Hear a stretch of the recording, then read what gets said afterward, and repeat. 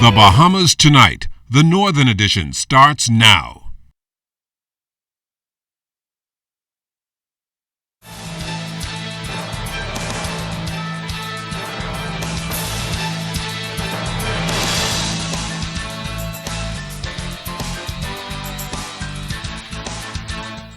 This is the Bahamas Tonight, the Northern Edition. Good evening, all. I'm Shashina Rule. As always, it is so great to have you with us. Topping news: concerns being raised tonight about the upkeep of a local upscale community, which over the years has had the distinction of being a leading residential area. Joan Davis-Roll fills us in. A local developer says residents of Bahama are being shortchanged. The upkeep of the community, he says, is not in keeping with the original standard hundreds of Bahama residents have come to enjoy. Additionally, he says, there's a constant stench coming out of that area that is adversely impacting residents and tourists alike. Increased their land service charges 60% in 1 year. 60%. They don't give any accounting for it, any audited statement or anything like that as to how it's spent. And you know what? The complaints are how often do our complainers complain? They run the district, and the sewer stench is so strong, it just absolutely alienates our owners. President of Freeport Resort Club, Jack Gabrowski, is asking residents and other stakeholders within this leading upscale community whether or not they are getting value for money. It was an amenity that was promised and belongs to the Bahamia, not Bahamian. People who live in Bahamia, it belongs to them. They're the custodian of the golf courses. They're the custodian of the beach club. And as a custodian, they have the obligation to keep it up so it's available. Okay, can you imagine all the owners who are golfers and love to go to the beach, and you know how hard it is now to get to the beach with Xanadu closed and everything like that. How do you think they would feel about their vacations? Costs a lot more. They got to rent cars. They can't walk anywhere. They can't walk to the bazaar, and they spend way more money, and they get way less for it. With sports tourism becoming one of the fastest growing industries, Gabrowski says the restoration of the once premier golf courses in Bahama should be a priority. There is absolutely no provision for even a temporary closure of any of these amenities.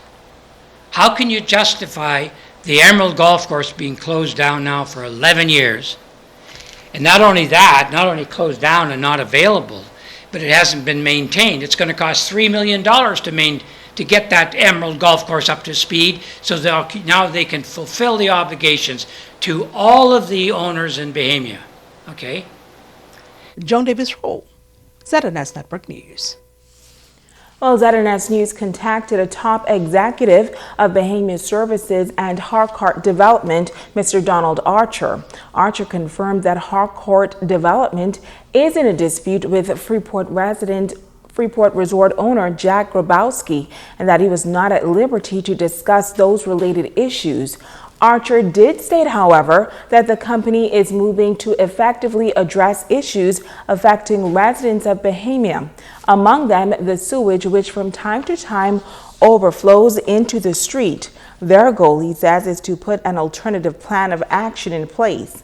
Now, when it comes to complaints related to the roads in Bahama, Archer says this issue is also being addressed. He notes, however, that due to a downturn in the economy, Bahama Services has had challenges in collecting service charges. He says once the company can collect these outstanding fees, then the company will be able to inject new capital into the overall upkeep of this upscale community. Switching gears now, relief efforts are continuing to pour into the South and Central Bahama Islands after suffering major devastation following Hurricane Joaquin. The Ministry of Grand Bahama is spearheading collection efforts in conjunction with NEMA and various other partners, including the Grand Bahama Christian Council. President Reverend Peter Pinder is appealing to churches throughout the island to use this as an opportunity to help the brothers and sisters in the South. I believe that this gives us an opportunity to demonstrate the love that we have for each other, and by reaching out to people who are in need. I also want to appeal to our people to pray because very often in these kinds of situations, everything do not go as planned, and sometimes people who receive items sometimes are persons who do not need the items, and then sometimes others fall through the cracks. A nonprofit organization, 700 Partners, is also on board with various partners, both national and internationally. President Ginger Moxie says that although the organization has only been around for about a year, this will be their first major project that will make a huge and lasting impact on the lives of many. We have a website called 700partners.org, and there are individuals that become partners in it. There are companies that become partners as well, and so they reach out with supplies, they reach out with volunteer time, they reach out with monetary funds. And so what we've done, we've partnered, of course, with NEMA and with the Red Cross and the Salvation Army to come together to do this for the Southern Bahamas. They're our brothers and sisters, they need our assistance, and we're going to do whatever it takes to bring support to those islands. Well, corporate Grand Bahama is also doing its part in assisting with hurricane relief efforts. Kimberly Mullings has the story.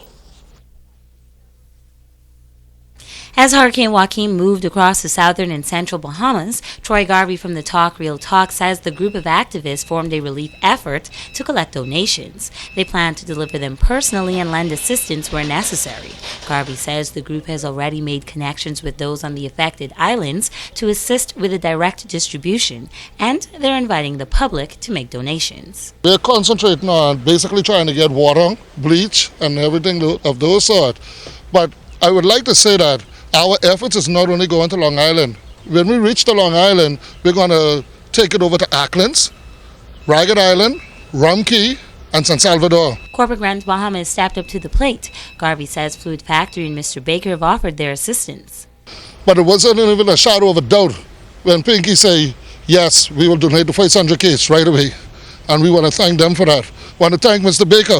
Garnet has given us his house in Long Island and his truck, and the opportunity for no gas, no fees, no nothing whilst we're in Long Island. Always wanting to lend a helping hand, Fluid Factory GM Clayvon Duncombe says it was only right to support this cause. There wasn't no one taking action as they should have. We always look to help other folks, as we always do in the community. So doing this right now is just part of our portfolio for what we have planned for not only Grand Bahama but the Bahamas. Being our brother's keeper and looking out for everyone. So it was only right that we did our part. Duncombe hopes that other members of Corporate Grand Bahama and other residents would help others in their time of need. We just wanted to do this and let everybody know, especially the Bahamas, that we are doing our part, and hopefully by them seeing this, other businesses could come on board as well. Yeah, just like everyone who could assist those who can't. We understand, because ain't everybody is in a position to do so. So those folks who can, don't feel bad. But we want other more persons who could step up and play a role. Kimberly Mullings, ZNS Network News. Now tomorrow you can make donations at Mr. Baker downtown Freeport, and on Saturday at Fluid Factory on Queens Highway. On Saturday evening, Fluid Factory will host an event at Club Amnesia, part proceeds earmarked for the Hurricane Relief Fund. And while Bahamians are coming forward in overwhelming numbers to provide relief supplies to the hurricane-ravaged areas of the Bahamas, a local psychologist says in the midst of all of this activity, attention must be directed to the psychological needs of those affected. Here's Megan Shepard with this report. In the wake of the monster Category 4 Hurricane Joaquin and the devastation it left in the South and Central Bahamas, Chief Clinical Psychologist at the Ministry of Education, Dr. Pamela Mills, is calling on the entire country to be our brother's keeper. She says that seeing the photos of damage and hearing the stories of what persons went through, it is very plausible that trauma can occur. What is happening now is the physiological needs are being met. Water and food, that's first and that's paramount. And then after that, persons would go through looking after the shelter. And that's some of what you're hearing now, that we are almost a week distant from when this would have occurred. And then after that, they start to get into other kinds of needs, needing people around them, needing to share and to care. For children, it's very good, and people in general, to have them tell their stories. And that's one of the strategies I use with children when they're going through such a crisis. Just sit down and listen to them tell the stories. They have to cathart. They have to get that out. They have to talk about it.